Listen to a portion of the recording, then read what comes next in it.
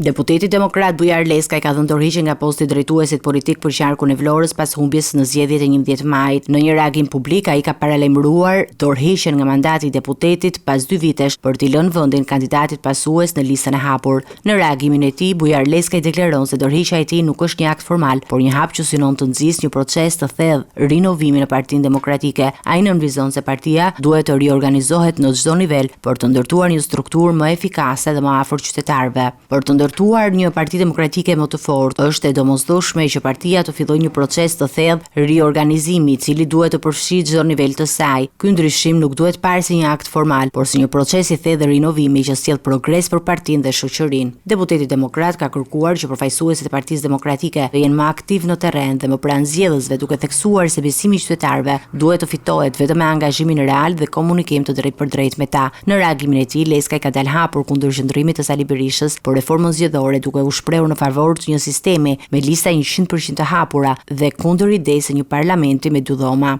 Nuk mund të ketë zhvillim të vërtet ekonomik nëse nuk do të ketë sistem zgjedhor të konsoliduar me fokus në lirinë e zgjedhjes, koalicionet parazgjedhore dhe lista plotësisht të hapura. Jam kundër idesë së parlamentit me 2 dhoma, sepse kjo do ta bënte sistemin më të ndërlikuar dhe më pak përfaqësues për qytetarët. Në përfundim, Bujar Leskaj kërkoi që Partia Demokratike të kthehet në një alternativë të qartë politike të mbështetur në projekte konkrete dhe vizion të ndryshëm. Partia Demokratike do duhet të dalë para qytetarëve me ide, me programe të matshme dhe me një frym bashkëpunimi që e bën atë realisht alternativë qeverisëse.